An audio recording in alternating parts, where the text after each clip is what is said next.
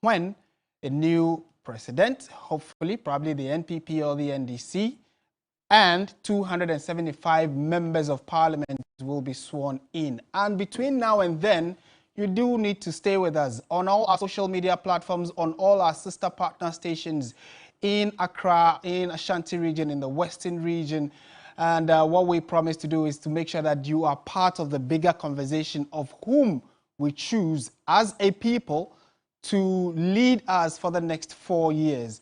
And that's why we also try to line up some of the best guests who have studied or stayed within these political conversations for years and bring their expertise on board to, enhance the conversation about Ghana's politics and the way forward for us as we make sure that the democracy we are all calling for and asking for is done the right way. So we are live around the world on 3news.com. That's our website, and all the results that are coming in are also being posted there, so you can check the website as well. All our social media handles are also taking up the pictures, the videos that are coming in, the reactions, the shocks, the pleasant surprises. I'm sure some of you saw what happened in Lejokuku a few moments ago. So we want to say thank you for staying with us. Let's delve into this last stretch. So we are going to be with you between now until all the constituencies that held the primaries today on the ticket of the NPP will give you at least a fair idea of all the results that we will be getting soon. All right, let's start from the Greater Accra region here, because we know that one of the constituencies that many have kept a very close eye on is the Medina constituency. And the last few minutes, the results have come in.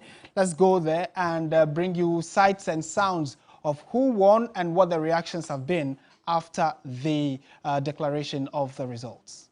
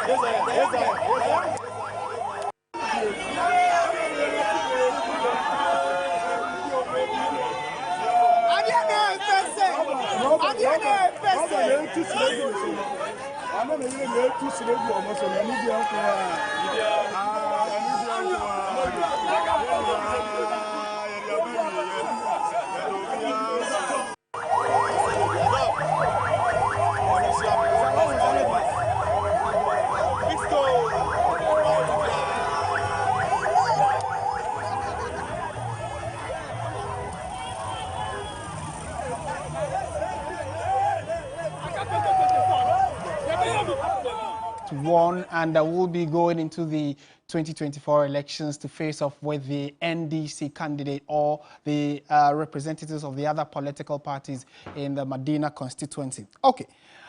We do also have with us Dr. Jonathan Asante-Okyere, who is a political analyst, and he's going to be with us for some time while we further analyze and try and make sense of why NPP delegates will choose a particular candidate, what are the dynamics at play, what kinds of strengths should we be looking out for in candidates that are going to be representing parties and going into the next elections. What exactly should the bigger picture be, the framework that we want to work with as a country? Do we have the right people? Are the people being elected those that can help push the agenda of the Ghana we all are looking forward to building?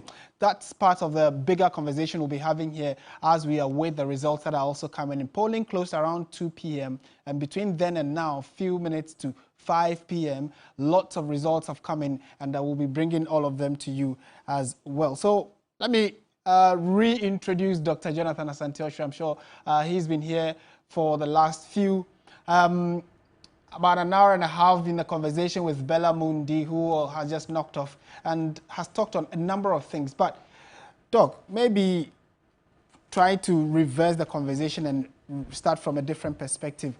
You have observed these are just orphan constituencies, so we know that they are not the main ones that many are expecting. But what would you make of the conduct of the elections so far, the conduct of the electorates, and the general organization by the party?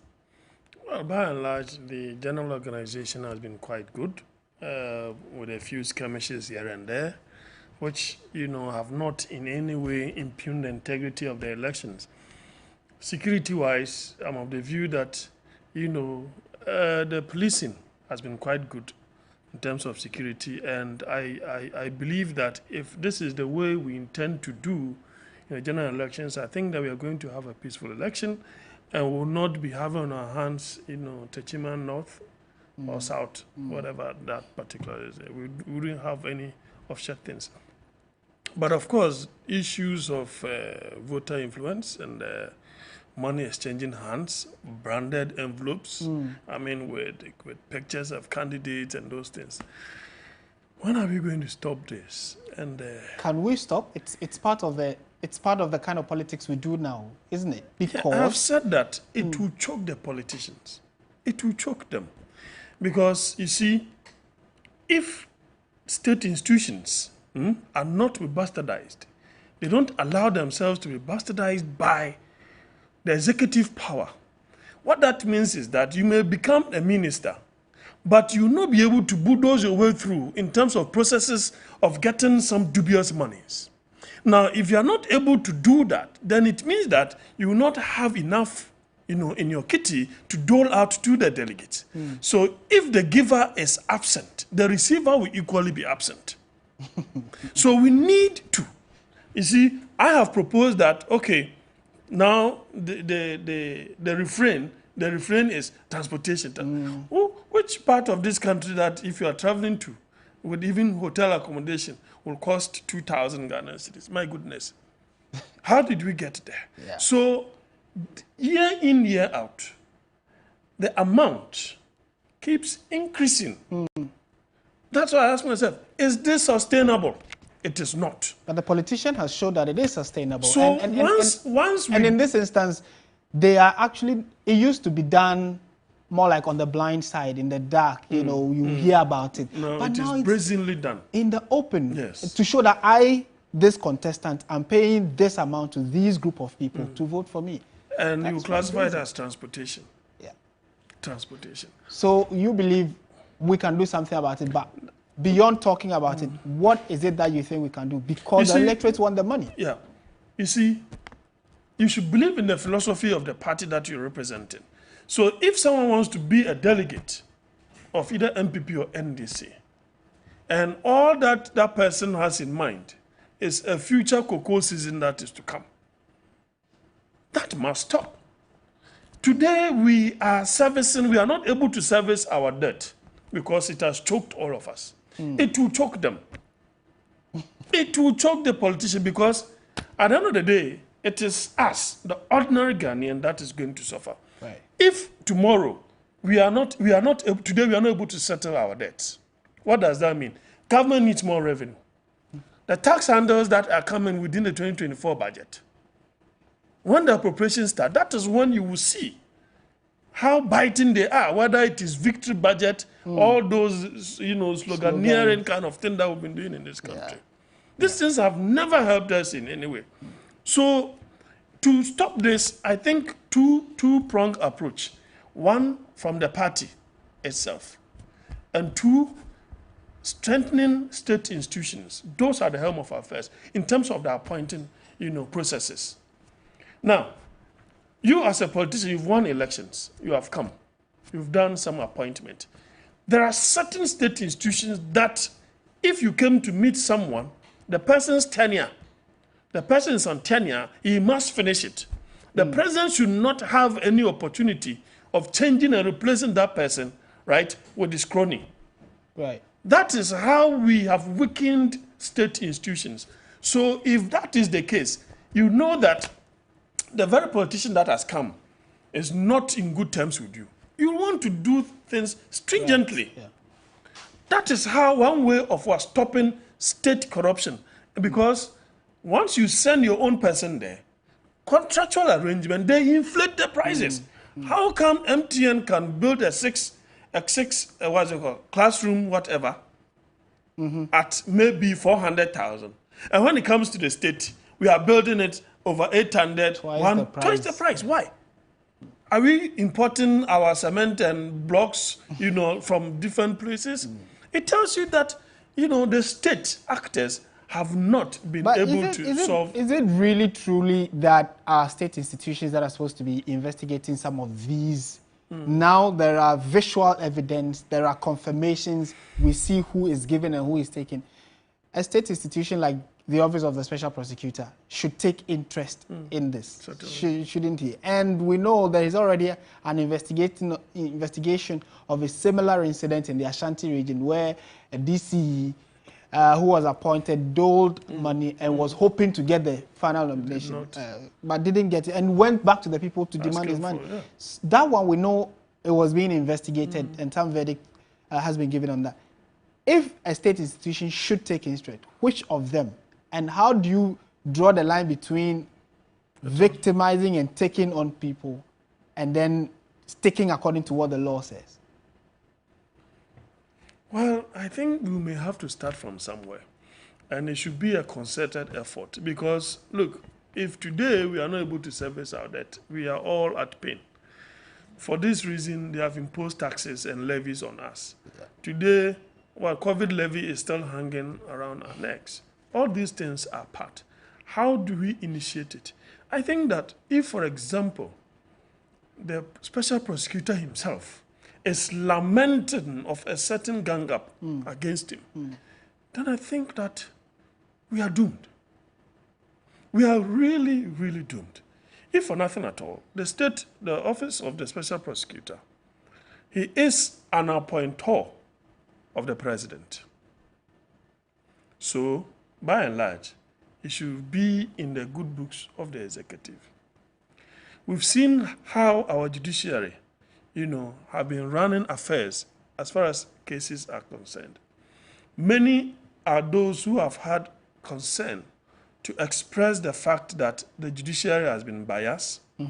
They are in bed with government. All these allegations have been bandied about.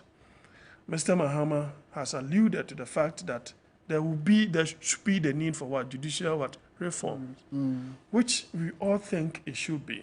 I don't want to go into some of the other pronouncements that he made, but I mean, it appears to be an institution that is so sacrosanct. It's like if you make any allegation, it's as if you are impugning their integrity, and they are so protective of that integrity. But how come the ordinary members of society keep complaining about your doings and your dealings? Because you are not dealing with angels. You are dealing with the same, Ghanaians. Yeah. And these are the people who are putting out there, of some of your shortfalls and inefficiencies. And so if we are going to deal with this, and you have a judiciary, for example, that even the special prosecutor is lamenting, then how do we solve this? How do we solve this? So I think that the second batch of my destiny comes in, the party itself. If those who have picked nomination forms are going to contest, let us quantify the cost of the nomination plus overheads. So if we have 500 delegates in your constituency, for example, if you are talking of parliamentary, then we assume that from wherever they are coming from, their transportation shouldn't be more than 200 Ghana cedis. So if that is the case, all these contestants must contribute this money per head to the party coffers. All must contribute. If you want, you must contribute to that. Then the party itself will pay the money to the delegates. The party itself should pay the money to the delegates. That is the best way to go about it. If it becomes individualized, then obviously people have deeper pockets than the others. Yes.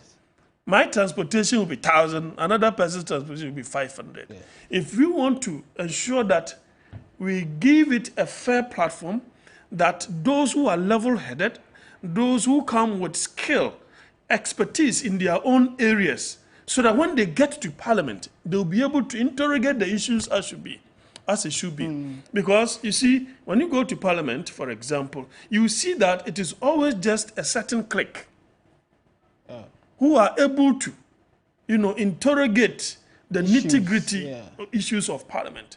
Yes, we know the parliamentary system, with backbenchers and other things.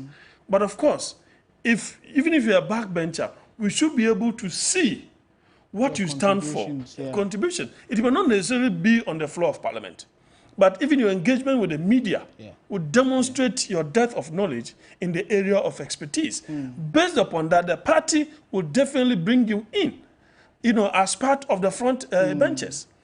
But other than that, you see, it is just for the highest bidder, and they end up in Parliament.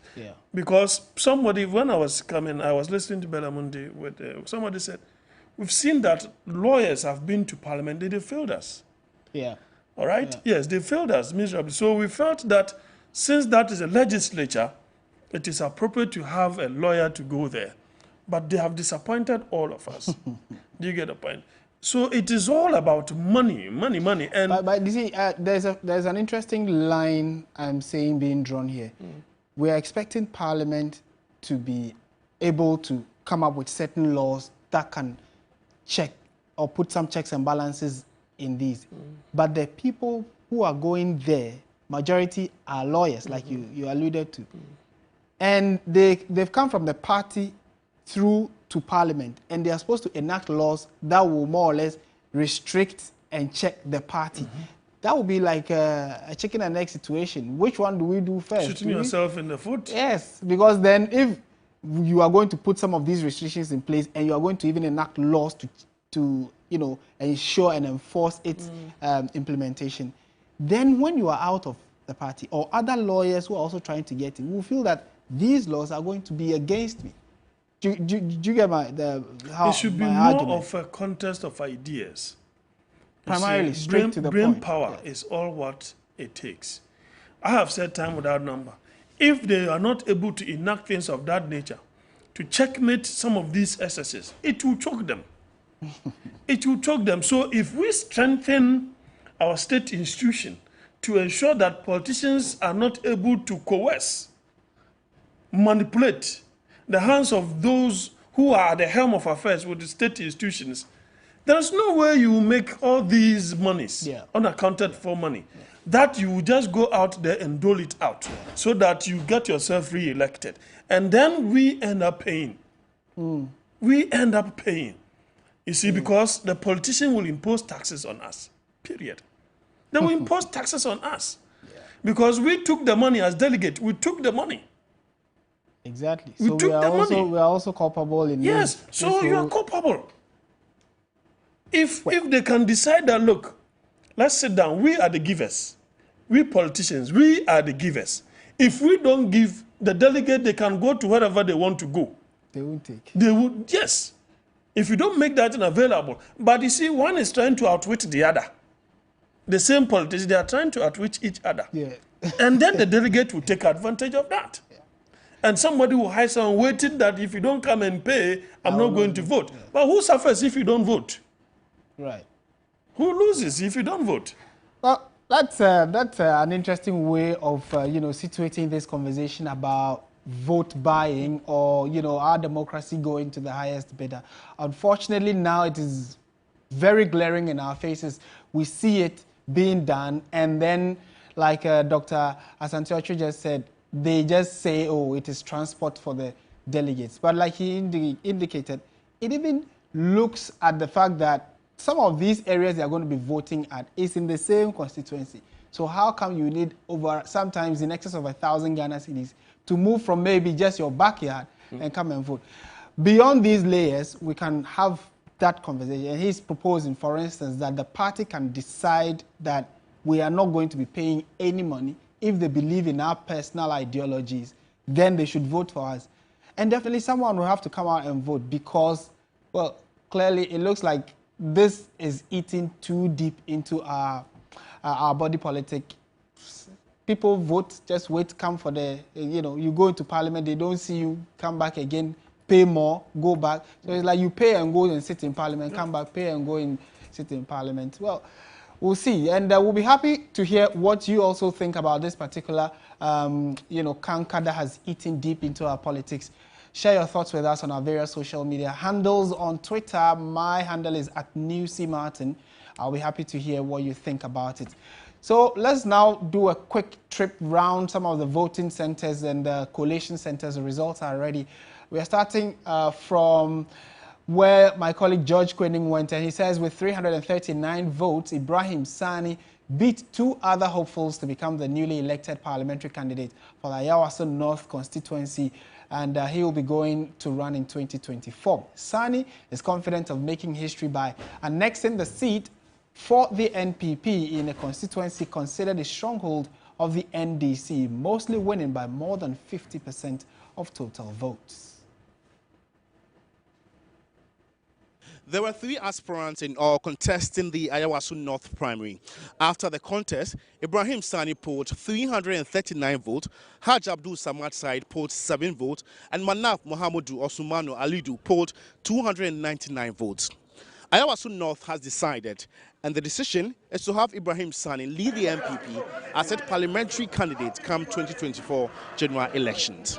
A careful assessment of voting pattern here puts the constituency in a safe haven for the NDC, as since 2012, when the party was carved out of the Ayawaso East constituency, NDC has won by more than 50% of votes cast. But the newly elected parliamentary candidate says he has a strategy to annex the seat for the NPP, thanking delegates for reposing confidence in him. I know the game, and I know how to, I'm a ghetto guy, and I'm going to use the ghetto mathematics to be able to annex this seat for the first time for NPP. I told them already, this fight is my fight, you understand, and I know I'm going to win, hands down. Because the Kalangbashi is working. So I use my Kalangbashi to be able to win this contest. Some delegates expressed delight in the outcome of the primary. It's a good material. It's affiliated to both NDC and NPP. It's social to everybody. And if you want the election, that is what we want. Both the NPP and NDC likes him. He's been good to us all this while. He doesn't know you are party B or A. He loves everybody. And he's been doing well, helping each other, orphans, whatever, a whole lot of things. That he needs, the team needs help, he does it. This is not our seat. We are trying to win the seat with someone they love, both party loves. That's why we are bringing Van Bell. We'll be here again during the 2024 general elections to follow up on this and many more. George Quening, TV3 News, Ayawaso North.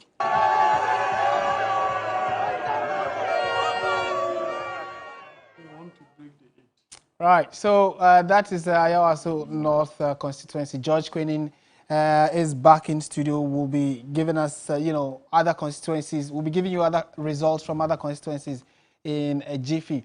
In the meantime, though, we still have Dr. Jonathan Asante-Okyere with us. We have Alfredo Kanse joining us as well in studio, and we are just going to be running this last lap till we get the final results for you as well. But let me bring in Professor Smart Sapong, who is a political pollster, more or less, and also in the scheme of things has done some specific data analysis on the numbers that we are getting so far. He's joining us for a chat on this. Prof, a very good evening to you. Thank you for joining us. What would your impressions be so far in the of all these orphan constituencies, the results that are coming in? What would you make of it? Well, Martin, a very good afternoon to your good self. Good afternoon to Jonathan, my good brother. I trust you are doing well. Sorry I couldn't be in the studio in person. I've been on some few rounds out of Accra. Martin, it's been a very good day for those who have won, with the exception of the things we are discussing, which Jonathan has done a lot of justice to the issues. I think largely the elections have been peaceful. We would once again salute the police service for a yeoman's work done. To those who have won, I know they know very well that this is not the main contest.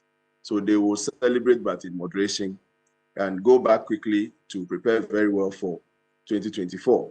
For those who have lost, I'm sure the party will start the unity journey, and they must be willing to participate in that unity move so that they can unite and face what we all know will be a very difficult elections in 2024.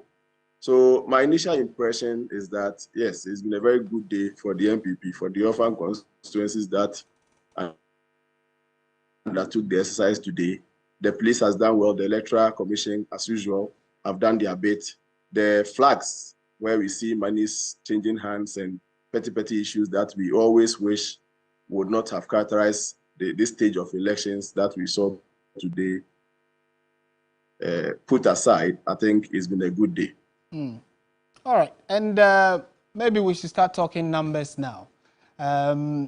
What figures are you picking up? We've seen, for instance, that in the Lejokuku constituency, where the former MP, Dr. Okoboy, has won again, he was quite particular about, rebranding, re-strategizing, and ensuring that he gets the buy-in of the people.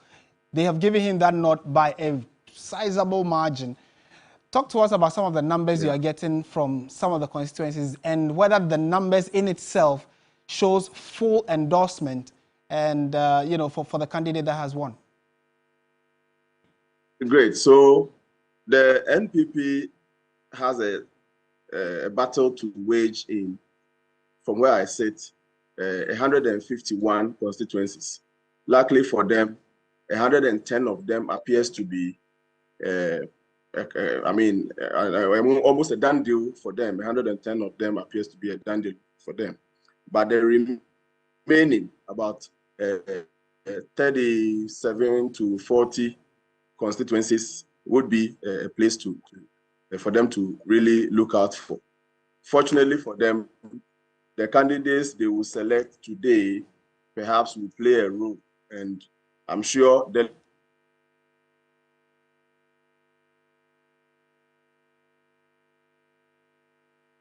Right, we seem to have a little jack in the line in the connection to Professor Smart Sapong, who was trying to help us understand some of the numbers that we are getting and the results that have come in so far. So we'll see if we can get a more stable connection to Professor Smart Sapong, who, beyond what we've been saying so far, has also given his commendations to the key actors who have organized this election right from morning up until now. Alfred Okanse is also with us in studio, like I indicated, and we still do have Dr. Jonathan Asantewatri with us as well. They've also been watching this space and keeping close tabs on the numbers that are coming in. And maybe, Alfred, you started key points this morning, had your guests chit-chat and talk about some of the key developments and expectations while the voting commenced. Now it's closed, numbers are coming in. Personally, from the readings you have, what are your thoughts? What do you make of it? Well, thank you, Martin. I would say that starting off with the Ayawaso North constituency, the gentleman who won, clearly per his language, you get the sense that he is a grassroots person. He's using Kalangbashi and all those things. That's like what he's saying is that he's using his mind. He used his mind to win the election. When others were using money and so on. So he used Kalangbashi. So you get that sense that he has that kind of connection with the grassroots of the party in that constituency. But then again, it goes beyond that. Now he's won the primaries. He's going to come up against a very strong contender as well in the NDC in 2024. But these persons who are being elected today have, just as Professor Smart Sapong was just developing his point, a very daunting task, a two-horse task to fight. They have the constituencies that they are going to represent on the ticket of the NPP to wrestle power from the NDC, because these are constituencies that the NPP doesn't originally have, right? That's one fight for them. The second fight is to also convince people about the general impact of the economy on the constituents of these people, right? Because yes, you have won. Your constituents are feeling the pinch about the general economic situation, right? And that has a direct impact on how, because all politics are local. If you speak to the various political analysts here, all politics is local.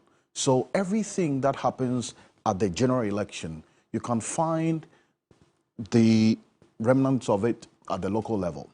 So if the people are complaining about the economic situation and other matters that impacts on the outcomes of general elections, you would not be wrong to analyze and conclude that those main factors will also trickle down to the constituency level.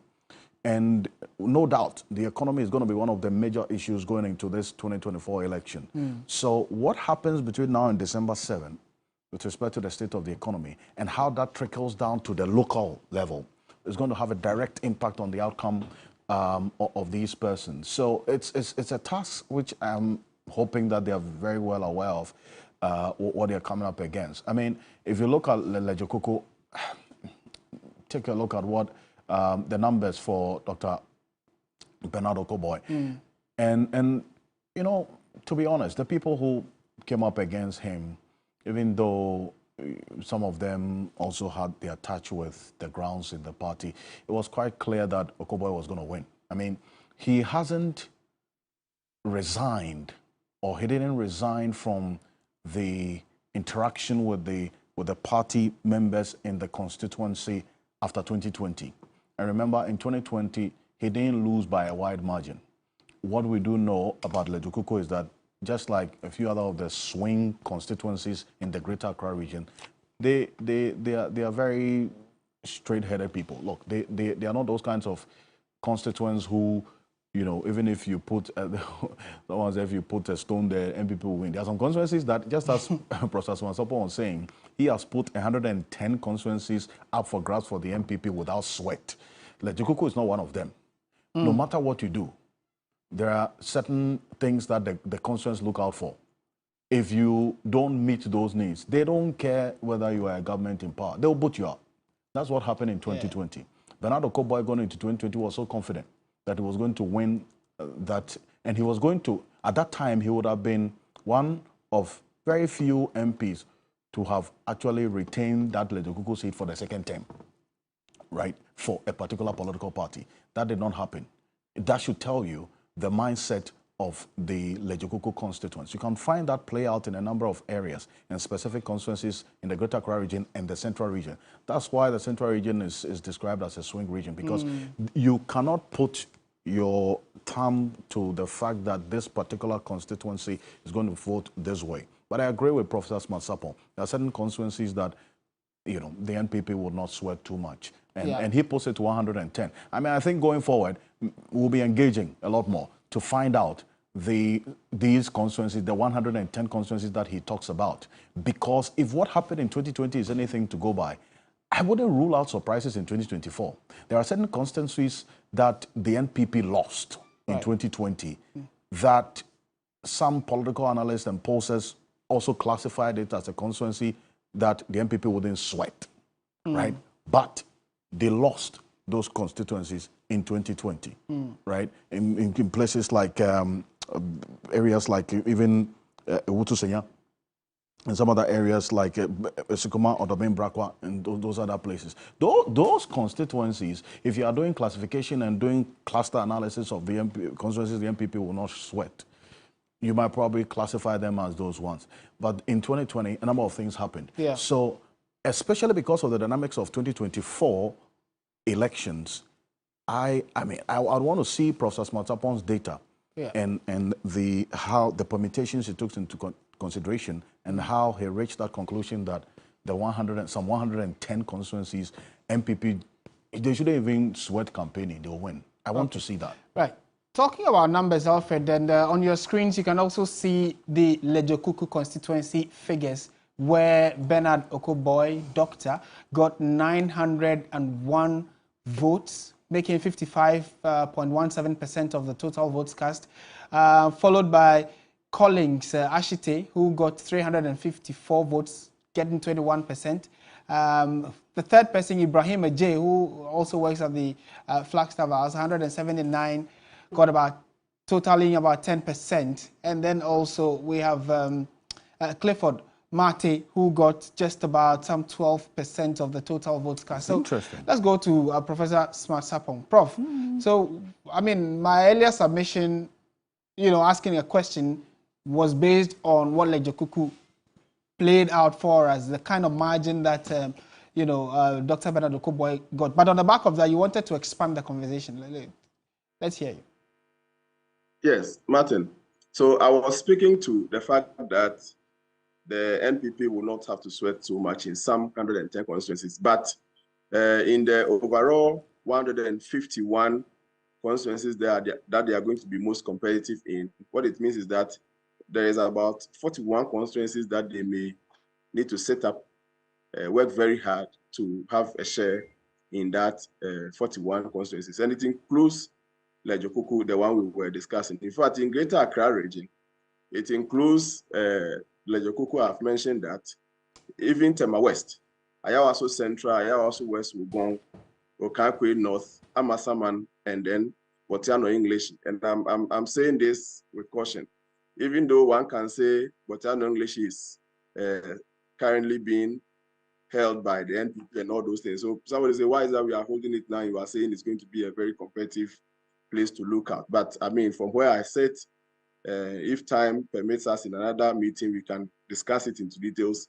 I am just saying on your show today that in Greater Accra, the share of the 41 includes English, Botiano, and then Amasama, Nukakwe North, Ayawaso West, Ugon, Ayawaso Central, Tema West, and then Lejokuku. There are those that the NPP would not have to, I mean, I'm not saying they shouldn't compete, but I mean, it's not likely they are going to win. We know some of them in Greater Accra, some of the seats are very safe for the NDC. And so that is it. In Central Region, like we were discussing with Alfred earlier, there are still some constituencies that are part of this 41 that the NPP would have to work too hard or very hard to have it secured. But, well, some 7 constituencies in Central Region for me is also going to go to them, likely without so much sweat. But let me put the caution that it is not the case that they are going to have it so easy, especially in the 110 that I mentioned. They still would have to work very hard, because I'm very sure that the NDC, the main opposition party, is also working at whilst consolidating their strongholds, right, trying to also enter into areas that belongs to the NPP. So they should work hard. Okay, and maybe before you know, I bring in another guest, I would want you to, if you can give us a simple breakdown of, out of this 41 that the NPP needs to work twice as hard to win if they have to or they want to, how are they scattered? How many do we have in which of the regions? Maybe Greater Accra we have 3, another Greater region we have Accra, X. You can give us that breakdown, we'll be happy. Yes, Martin, Greater Accra we have 6, Central Region we have 12, Western Region 3, Northern 3, I have 1, Bono 2, Bono East 3, Northeast 4. Northeast, they do not have much of the places to struggle, but at least the Nalego Gambaga, I know, with the dynamics we currently have, likely to go for the NPP. So perhaps they have to work on some last 2, the Cherry Pony and the Wukugu that they lost in the previous election. So right. As for Northeast, I can revise that from because of the current dynamics that we have. And then in Eastern Region 2, Upper West Achim and then Esujaman. Then in Ashanti Region, the usual 3 that they need to work so hard on. So altogether, we get 40 to 41. I've revised the Northeast, so perhaps it will go to 110 has moved to 111 because of the dynamics. And even that, I think it's largely because of the obvious dynamics in Northeast. If not, they still would have had to work so hard in those lists that I have given. I will share it with you. Yeah, certainly. Because it's interesting when, we throw out these numbers and actually hone into the specifics of this constituency and that constituency and the kind of dynamics that will be playing out. But thank you. And currently, please do stay with us. Let me bring in my colleague Duke Opoku-Mensah, who will walk us through some of the numbers who are coming into the our data center here. These are the numbers in terms of the final results that have been given in various constituencies. You can see Ablekuma Central. Duke is with us, and he has been on and off trying to help us make sense of the backstories that may have been resulting in the results we are seeing. Duke, thank you for joining us. Great to be here once again, right. Martin. What are the numbers saying? What are they throwing up? Looks like things are shaping up very nicely, very nicely. Let's start from our backyard, Greater Accra region. Ablekuma Central, Ebenezer Gilbert Nina Nate, he is the former member of parliament for this constituency. He managed to pull 441 votes. Collins Amwa, first-timer, businessman, the man who was justifying doling out 1,000 cedis per candidate. He managed to win some 493 votes. Lawrence Anyete, J11. And then Jefferson Kwame Nasaki, with all the might behind him, 539. Wow. So 493, 539. Interesting. This is a constituency that the NPP was able to, Victor Kule won it back-to-back. They went to the NDC, it's been back once again. And now the NDC has it. Abdul Latif, that's the MP, now the NDC MP. The NDC won it by 204 votes. That's the margin of loss. Yeah. The margin of loss for the NDC was 204 votes. And some indicate that one of the reasons why they lost this, the NPP lost the seat, is because of the fact that, the last election day was a holiday, and this is the constituency that hosts Abosokai, which is the spare parts hub in Accra. Okay. And because it's a shopping place, holiday, a lot of them, registered voters did not turn up for work, so they didn't vote. Yeah. And that ended up affecting the fortunes of the party. Those are some of the things. So the NPP lost that seat by 204 votes. So they are very confident that this is a seat that they can win by. But unfortunately, the man who led their loss with 204 votes, Ebenezer Nanate, 441, he could not win the Jefferson. So is now going to hoist the flag of the NPP against Abdullah Latif in that constituency, Ablekuma Central. Right. Very, very interesting one, but not so one that some of us here, based on the work we did in the constituency, are so surprised about the outcome. Yes, that's another one, Adentan. Interesting. The constituency with the jinx, the one-term jinx, that's also another constituency which does not repeat MPs. Right. It's never happened before, from Opare Hammond to Kojo Asare to Ashimo, the famous Ni Ashimo, to Yabuabia Samoa. And then now we have Ramadan. Yes, so Ramadan will be squaring it off with Akosi Amenu, Deputy CEO of the National Youth Authority. Wow, 814 votes. Akosi Obiofo used to be with the Energy Ministry, popularly known as Baba Tofik, the homeboy, managed to get 638. And then Kwame Obimpe, Winfred, coming in with 18 votes. Okay. So Adentan, interesting. We'll see if Ramadan will win to break the Adentan genes, or it will continue. And we'll have that Akosi Amenu coming in there. Okay. Now, interesting, as I say, at the very heart of Kumasi, this is the most wanted seat by the NPP in the Ashanti region. Like they plotted and planned and worked all their magic. In the last election, they ensured that the one that they felt was in pole position because he was the MC in that area, Alidu, did everything, including disqualifying Manaf, the man who is in white, all happy today, did all of that. And he, Manaf, 765 votes. I mean, his coronation has come late, but it's come in time. So he'll be squaring it off with Muntaka Mubarak in that crucial election in 2024. Yeah, so that's it for the Asamasi constituency in the Ashanti region. All right, so I think we have Asio Jaman next, and yes, that's what we have. Asio Jaman, yes, this has been dubbed the CEO's race. So all these people are big men. Michael Enestansa, CEO of Yadek. In there, he managed 113. That's the Ghana Integrated Aluminium Development Corporation. He managed 113 votes. Paul Asaransan is former CEO of Ghana Ports and Harbours Authority, 131. Pius Enam Hajide, former Deputy Youth Sports Minister, current CEO of National Youth Authority, 423. That's quite a resounding victory from Pius. You know, if you look at the difference between himself and Paul Ansari is the candidate who ran the last time, and Pius from the voter, he was contested in the voter region before, came to Eastern region, won it by 423, and Nana Brokwasa, administrator at the premix for. I mean, maybe because it's Asojaman, of course, they have some fisher folk, but because you don't have such a huge, you know, commanding fisher folk community in that, but probably the premix could not really work out for him, so he lost that. And then a big shocker for me, big shocker, still in the Eastern region. I used to know. Either Adjuesi told our reporter when we were doing the constituency watch that she was very confident she was going to win, and that is for a reason why she's number one. And truly and really, 410, over 300 vote margin ahead of the known competitors. Samuel Ayepe, former MP, 3-term MP of that place.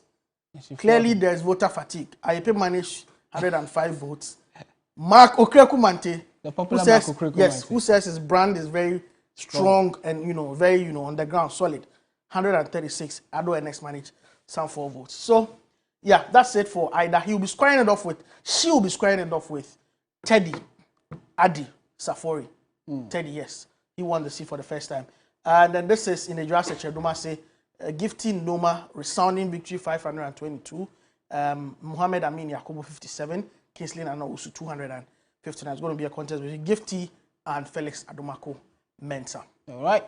So, I mean, clearly a number of results are coming in thick and fast, and when we do get them, we would be putting them out, trying to make sense of it. My guests are still with me. My colleagues are also here, and we'll see what will be happening in the next few minutes as we await more results. Out of 111, we're told that quite a sizable number, probably more than half, are in now. And do stay with us. We are your Election Command Center. We'll be taking you through and bring you the results as and when we get them.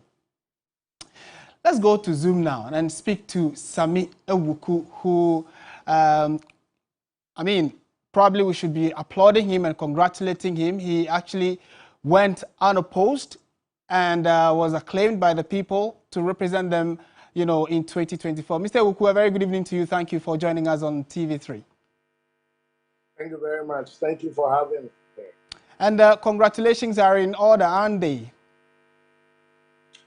I think it's a joint congratulations to me and the people of the Kapem North constituency, the chiefs and people, the faith-based groups, the delegates of the New Patriotic Party, and the rank and file of the New Patriotic Party. I think that my victory, my consensus acclamation is a true reflection of the resilience of the people and their joint decision to make sure that I contribute positively towards the growth and development of the area. And so, yes, congratulations, as you said, it's in order, but I do not take it just for myself.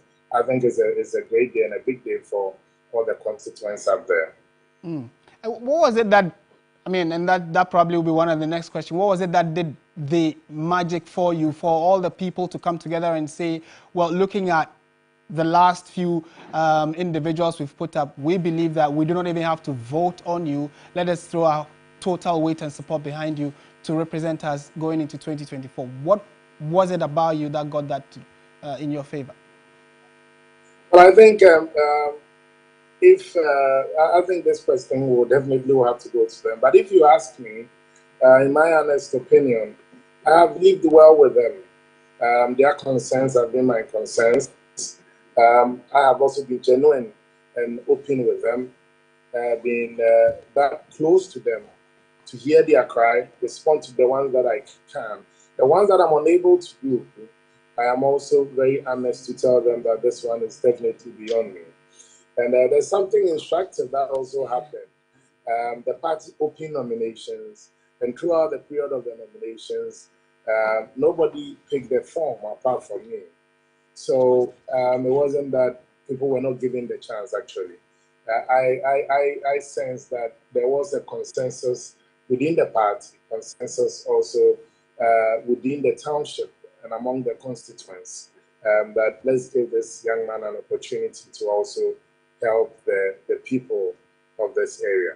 So yes, my closeness to them, I know that there are times that I'm unable to be there. As you know, I was very key in the Dr. Baumia campaign for the flag bearership. That notwithstanding, for the last 1 year, even though there were times that not every program I was able to attend, they still were very supportive of my role, both in the presidential primaries of Dr. Baumia as well, and that of mine. So I think they find in me two things: a sympathetic ally and a trusted companion. That is what I think I can say to that question. Okay, so maybe it's not all of us who may be privy to what's happening in the rank and file of the NPP, but it was quite surprising when we even heard that you were going to now contest to want to be in Parliament. There was a sitting member of Parliament, Nadu Kia, who is on the ticket of the NPP. She has left the Ekuapem North constituency, doesn't want to run there again, and has come to a different constituency in the Greater Accra region. She actually has won, though, but what have you heard that you are probably the reason why she fled, and you probably may have had a hand behind her fleeing the Ekuapem North constituency? I don't want to sense mischief in the question. So when you say the reason for her fleeing, what I can say is that the party opened nominations, and the MP did not pick forms to contest there because she had indicated she wanted to now pitch camp in a different constituency. And so I definitely wish her well. I wish her luck and success in her decision to contest in another constituency. One thing that if you're a politician, you cannot escape is change, because definitely she also came to remove the very venerable W.O. Orphan. And so, but let me also be very clear. In 2016, the chiefs and people, they asked me to contest. I didn't contest. In 2020, there was that clarion call again to contest. I did not contest. I decided to be very supportive of the party's candidate there, the Honorable Dokura as well. And so in 2023, when the MP also decided not to contest, I'm not too sure if I was the reason. I've heard such stories, but I do not have any evidence to back it. What I do know is that there was a considerable level of ground support, and there seemed even to be people not of even the NPP stock, but within the constituency, from chiefs, from people, opinion leaders and all, who were clear in their minds that it's time to also bring the voice up here, man, to see what we can do to help us in the constituency. All right. So I'm not sure if they... Okay. Right. My final question before you take leave of us, Mr. Uku, would be that what is it about Ekuapem North that pulled you to want to, is it by mere virtue that the people and the chiefs say we want you to represent us in Parliament? And if you do go ahead to win, what are the specifics that you would want to help fix or deal with when it comes to Ekuapem North? So let me tackle the first question. What is it that pulled me to contest? First of all, I hail from the constituency, from Mampong, Ekuapem to be specific. Again, this is the first time in the party's history since 1992 that we've had somebody from the Mampong side contesting to become a member of Parliament, even the primaries, and being successful. Let me also state that the last time somebody from Mampong contested was our very own Philip Addison, but he did not make it into the onto the ballot. Again, in the past, we've had the Honorable Ejekwe Labi, you've had the Honorable W. Bafo, and currently you have the Honorable Nanama Dupetiameje as well. So I believe also that I have something positive to contribute towards the growth and development of the area. And one of the things that actually pulled me greatly, as a national organization, I decided not to contest for a national officer position within the party. And so I needed to also make a decision. It was at a decision point that I decided to now give a listening ear to the clarion call from the chiefs, from the people, from the faith-based organizations, and then to also help. Again, one of the things that if you ask me if I am successful in my bid, and gets elected to the office of a member of parliament and representing that area, I think there are so many things that the people are also crying for. As an MP, you are an agent of development and for development. Right. So even though the MP will not have to construct or build those, you have to lobby for some of the things for the people: potable water, health facilities, educational facilities, road infrastructure. So I think that I will need the support of each and everyone within the constituency. Right. Again, today I made also an emphatic statement that I'm going to be a candidate for all the people, regardless of whoever you supported in the past. And I told them it was a new dawn and a new beginning for all of them to come together. So we no longer have this one's faction or that one's faction. We have the NPP projects to concentrate on. Sami Ewuku Date. Thank you. Many do not know that that is part of your name, but yes, thank you so much for speaking to us, and congratulations to you as well. And he is the currently the Chief Executive Officer as well of the National Lottery Authority and also the NPP's. Mr. Ugu, you want to say something? No. All right. All right. So we'll leave it there for now. But sorry. Hello, Mr. Ugu. I decided to bring my Adakemu name out. Thank you very much. Thank you so much again. He's the NPP's representative on the ticket going into 2024 for the Equiapim North constituency. One of the constituencies we'll be keeping a close eye on. All right, so Matthew Nyandam has joined us on phone. He actually has won to represent the NPP from the Pandai constituency in 2024. A very good evening to you, sir. Thank you for joining us here on TV3. Hello, Mr. Nyindam. All right, we'll try and get a better connection to Mr. Nyindam there, who is the winner at the Pandai constituency, which is one of the orphan constituencies. He has actually just won and is looking to represent the people there, you know, the NPP side, and go into the contest against the other political party representatives. But in studio, we still have my colleagues here. Maybe we can, you know, try and digest a number of the things that Mr. Uku threw up. And one thing that stood out for me is the fact that we hear some of these contestants say, the people say I should contest. The people say I should contest. So are you contesting because the people say you should stand, or you actually do have a feeling that that's a calling you want, there's something you want to actually get done, for which reason you want to stand? And he justified why he decided to go, plus the backing of the chiefs and people of Equiapim North. Maybe I'd want to start with you, Doc, on that. When there is that call, what is it that should trigger the final decision to want to say, okay, I would go? Is it that by mere virtue the people are asking you for instance, which constituency do you hail from, though? Where? Cape Coast North. Cape Coast North.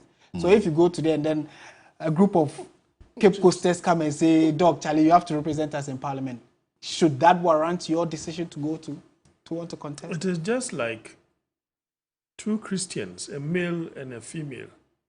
And then the male says that, my dear lady, God has revealed to me that you are going to be my wife. Well, then she says that if God spoke to you, then let God also speak to me. Okay. You see, it is just a way of people identifying themselves with the people, the masses, that we have the massive support of the masses. That's the more reason why. He cannot tell me that in the subconscious, he's not developed that particular mentality or idea. That is just a wishy-washy kind of thing. It is never true. You see, and they just use that as a top-dressing kind of thing. The reality is that you have nursed that motivation over the period. You have been contesting for elections. Youth organizer, national organizer, and you want to tell them that you wouldn't want to progress. No, but at least he saes on 2 occasions he had to decline because, well, like again, God hadn't called him or spoken to him at the time. Yeah. So, yes, we were not there. Yeah. So yeah. Anyway, so and then beyond that, he also talked. And let's broaden the conversation beyond just that constituency. Prof earlier talked about some key constituencies that the NPP needs to put in extra shift if they want to win, and broke it down for us, at least in the Greater Accra region, 6 of them, and touched on Lejokuku. I mean, beyond Lejokuku, we also know that there is Medina, there is Adenta, which are very unstable depending on who represents them. What do you make of the current people who have won, and how can they actually flip those seats if they need to win? Well, I will not treat them individually. The point is that every election and its dynamics, you need to bear in mind. And I think that the internal processes that the NPP itself has instituted over the period has further created disunity for the party, and the party is still in some kind of process of disintegration. You see, look at the internal processes. One, you organize special delegates. That in itself led to some of the stalwarts of the party, leaving and getting out.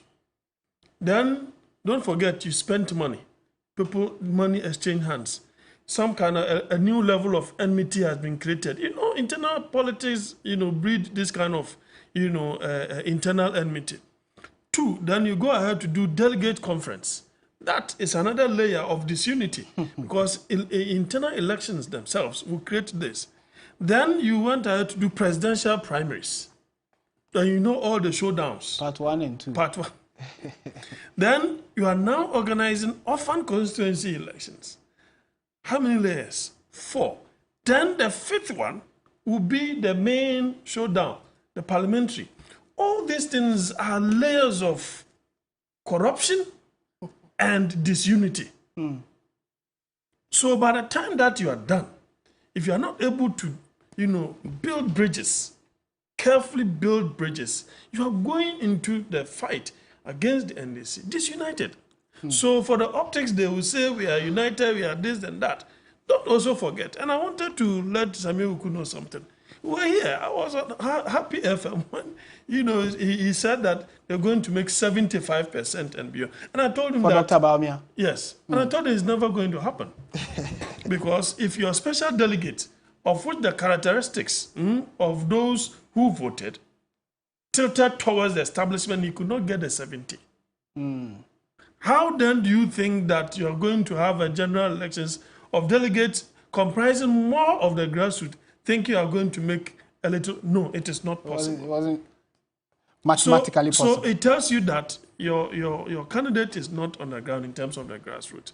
So these are levels of disunity, division, creating more apathy. Okay. And I think that if you look at the NDC, that strategy of conducting the presidential and the parliamentary together, I mean, it was a brilliant idea. Okay. We'll come and look at another layer of these concerns having to do with what if the party decides to pick someone to stand vis-a-vis allowing the constituents to pick a representative. That's a very debatable one. We'll come to it. But let's go to the phone lines now. Hopefully we have a better connection to Mr. Nyindam. Matthew Nyindam, a very good evening to you. Thank you for joining us on TV3. Yes, good evening, my brother. How are you? Very well, thank you. Congratulations. How was the contest for you? Was it what you expected? Was it too close, or you were— I mean, the current results show that you were very confident right through. Well, let me say good evening to your viewers or listeners. I think after the contest, anybody who goes into a contest, you're going to win. That's why you must go into that contest. But I know my constituency very well. I lost the 2020 elections. I never left the constituency. I'm in touch with the delegates. I started organizing the constituency from the grassroots, that's the polling station level, up to the constituency level. And I was confident that come today, as we witnessed, the delegates were going to endorse me because it's not just being a parliamentary candidate, but fighting to win the seat back in 2024. And that is why I saw such a massive endorsement from the delegates. So obviously, I knew I was going to win, and I did not just start from today. It started from the grassroots constituency, the police station organization, coordinators, constituency level to where I am today. So I knew very well I was going to win. But it's not just about this win. It's about the win for the 2024. That is why I'm presenting myself to the delegates, and they've given me that opportunity to lead the party again into the fight for victory in 2024, and obviously breaking the age. Okay. And what was it you said different that resonated with the delegates to give you this nod? We know that, for instance, you were former deputy whip in parliament, deputy majority whip in parliament. You lost. What was it you said differently this time that gives you that confidence that you are likely to win and break the 8? Well, if you take a look at the seats that we're talking about, the Pandai constituency, you realize that it's been in the hands of the NDC for 20 years. That is from 92 to 2012 until I got opportunity to win that seat two consecutive terms, and then I lost the 2020 elections. But as every election is a new election, it comes with its own dynamics. So it's not like you have this election and it's the same election. The MP today was a candidate. He's never been an MP before. He told the people what he's capable of doing. The people bought into his views, and then unfortunately, I lost to him. There are records today to show his performance, my performance, and this is what the campaign is actually going to be on. And I am pretty sure that I've done a lot in my 4 years in opposition, and I've done a lot in my 4 years in government and as a deputy majority whip. Right. So if we're going to put all this together, I am pretty sure that the people choose me ahead of him because he's not been able to meet the standard. Okay. Congratulations to you once again, and thank you for speaking to us. We've been talking to Matthew Nyindam, who is the NPP's choice for the Pandai constituency going into the 2024 elections. All right, so we still have some results coming in. Duke is still with us. He'll be touching quickly on some of the numbers, but maybe we can wrap up the earlier conversation we were having with Dr. Asante Ochre on what happens when the party chooses a candidate vis-a-vis when the constituents rather are allowed to choose. That was a very dicey one. You see, there are certain stalwarts within the party that, democracy is not always about elections. Sometimes you need to manage some stalwarts, that they may not be overwhelmingly popular with the masses. But in terms of the good of the party and what, the party philosophy is, you need such. But that should form the minority in terms of percentage. Then the rest, obviously, you want to give it out to democracy so that the process will be popular, electoral process. When the party chooses, it comes with its own difficulties and challenges. They feel, and today's delegate, if the party chooses, then obviously they will want that person to go unopposed. And once you go unopposed, one, the delegate cocoa season is affected. That affected the MPP in the 2020 elections. That, internal parliamentary processes, primaries, that about 60-something or so went unopposed. It really affected them. So once the party chooses, it has its own challenges. But of course, if the people choose, then they will want to work so hard to get the person elected. Right. Okay. That is the advantage that... It's a nice way you put it, but it's been quite a bane on a number of political parties. I mean, it's like you mentioned, recently we've seen it play out in the NPP where they didn't bode well for them. We still have Duke with us, so yes, Duke, turning to you now. Yeah. Walk us through some of the other constituencies we have. Yes, sir. So this was a draft such a safe. We have some new results that can be displayed for us before we look into that. Yes, so for us, Lejo Kuku, Teshi, that's Lejo Kuku. Yeah. Dr. Bernard Okoboy, 901. 901, Collins Ni Ashitolenu, huge stretch, 354, Mate Kole 199, Sowa J 179. So it's huge. I mean, Ashitolenu, the first timer, beating Clifford and Sowa J 901 shows you And I was saying, talking about it earlier, when I went to the constituency, that's the kind of sense I had. I mean, a lot of them indicating that they think Okoboy would do a good job and would beat Aiku once again. So, I mean, that is quite clear. Okay. Oti Nkwanta South, Joshua Makubu, Alfred's good friend, the regional minister for Oti, lost. Sharifa Tijani beat the regional minister, 478, 371. I was personally rooting for Joshua because I thought that would have been a good first for a fiscally challenged person. We don't have that kind of representation in our parliament. That would have been good for us. Yeah, but they thought otherwise. People thought otherwise. Yes. Okay. The big one. Unfortunate. Well, Kaikwe North. Kenneth Crunchy, 27. I can't. I mean, he's been contesting for so long in that constituency. Ken Crunchy, the popular Ken Crunchy, yes, the lawyer and journalist. Yes. And this is where he has to show was told to go in. Okay. Yes. This is for so many years. This is where he has to show for his contest in that constituency. 27 votes. 27. Prince Osumensa 6. Akoto Alberta, Efia Asumaniwa. That's the popular Efia Akoto. Okay. 228. Deputy Maslock boss. Okay. Stephen Nyakwa Depa 109. Hussein Issa, former MP, 114. Nanama Esiama Ejei Dokua, Deputy Minister for Trade, MP, incumbent, current MP for Kwapim North, 341, pulling a surprise on everybody. I mean, Dokua's political strategy needs to be studied. From nowhere, she came and dislodged a very, very formidable veteran, the Venerable W.O. Boafo, Deputy Defense Minister and Akufo. Lost the seat to Dokua.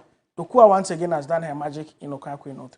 Political scientists and psychologists, political scientists need to study how it played out in that context. How Dokua's political strategy really works. Okay. So setting up an all-female battle between herself and Theresa Ladi Awuni in 2024. Okay. Yes. Oh, my man, Shakes. Kojo Frimpong, 361. Kojo Frimpong used to work here. Yes. It's also a veteran sports journalist. Now works with the Minerals Income and Investment Fund. 361, managing to clinch that Wenchi seat. He contested the last time. He couldn't beat Professor Jamba. For this time around against Alfredo Furianya and Albert Amiao, he managed to win not too comfortable, 361, 326. But Kojo, going under the tagline, Kojo Boafo, won that, and he'll be coming up against the NDC candidate who managed to win that election in that constituency. Cape Coast South, Ernest Arthur, that is the municipal chief executive, 290 votes. James Brew-Wattenberg, that's a proper fancy man. Yeah. James Brew-Wattenberg, interesting name. 9, Theodore Sarah Afo, 279. So Arthur clinching that. He'll be coming up head-to-head with Ricketts Hagan. That's a formidable guy. Koku Ricketts Hagan, quite formidable. Yeah. So against him. And then Salifu Adam Brima, 419. Zakaria Alidu, 199. Salaga South, he was the former MP. He lost his seat to Zuwera Ibrahima. We're going against Zuwera Ibrahima for the NDC in the 2024 election. All right. So those are some of the results that have come in. And like we promised, we'll be walking you through some of the numbers as they do come to our data center. And maybe I can rope in Alfred now to run us through some of the, his thoughts on the results, the numbers, constituencies of particular interest to him, and then maybe we can bring this conversation to some kind of a conclusion. Yes, so Alfred. Well, yeah. I think that just consistent with a number of things that we have said, if you look at the provisional results, it points to a certain direction where there are the party rank and file are sending a message about people that, and you mentioned it earlier, they can identify with people that they want to feel like they were chosen by the people. So if you hear them talking about the fact that the people wanted me, it's a subtle message, out there that, I represent the people. And it's a direct response to what happened in 2020. If, just as Dr. Santiago made mention of, a number of the 28 seats that the NPP lost to the NDC in this 8th parliament, 21 of them out of 28 were contested by deputy ministers and ministers, and they lost. And in those instances, there are some persons within the party who felt like these persons were imposed on the party. And so the reason why they lost these seats were some kind of a protest vote by the party's members in those constituencies. So it's either they didn't show up to vote or they decided rather to do skirt and blouse. There was a lot of skirt and blouse in the 2020 elections. That was the signal to the party that you have your choice. But we as a people, as delegates within the constituency, we will have our choice as well. So you'll see that sense of a lesson that the party has learned from what happened in 2020. Because quite clearly, if you are aware and alive to the sentiments of the people on the ground, you will not be repeating certain things that cost you in an election. Yeah. So it's interesting to see, in fact, the number of people that Duke just ran through and how some of them, because Kojo Frimpong's case, for instance, I don't know if Professor John Balfour had contested again, that would maybe the story would have been different, because you see, you're coming up against people who have also risen right from the ranks to the top.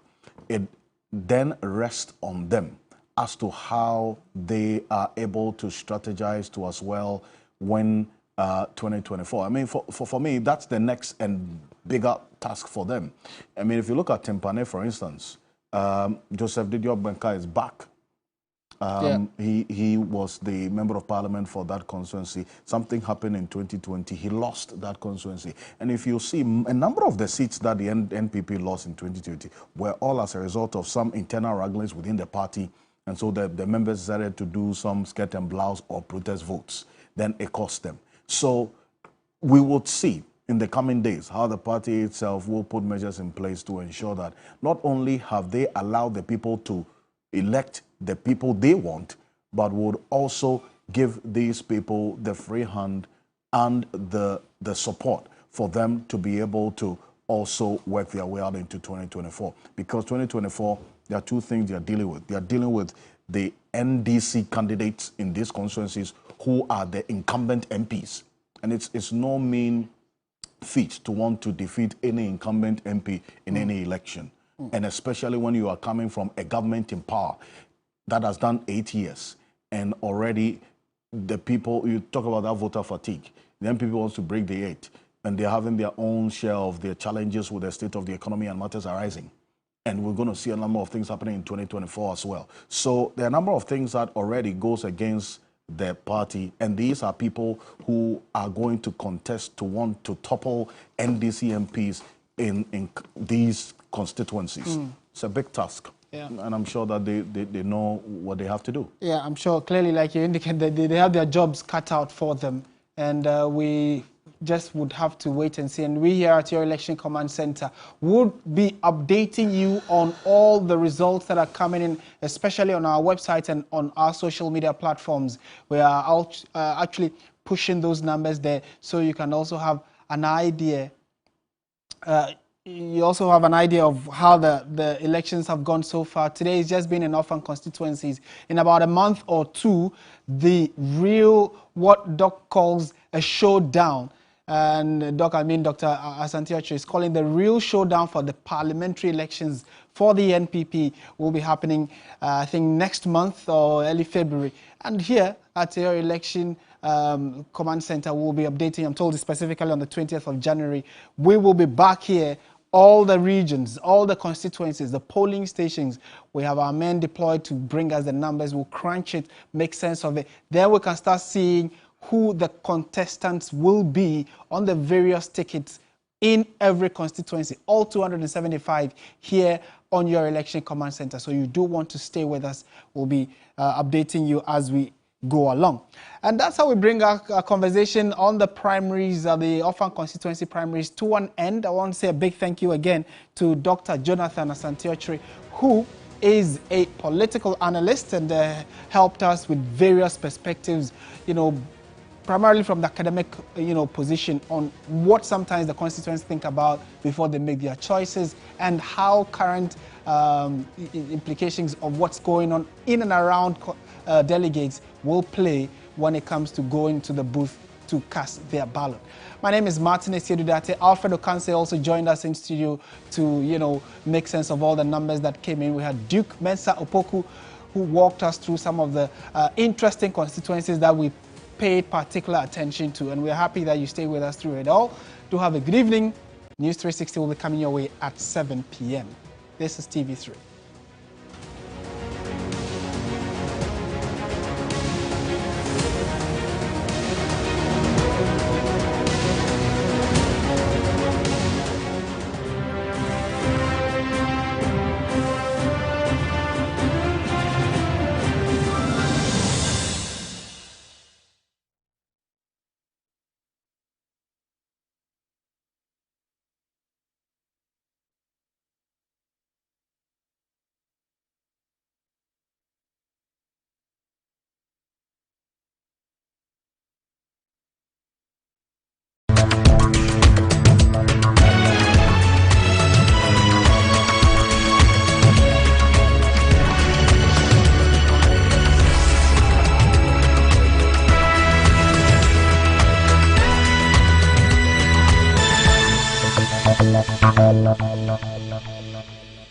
This program is rated PG.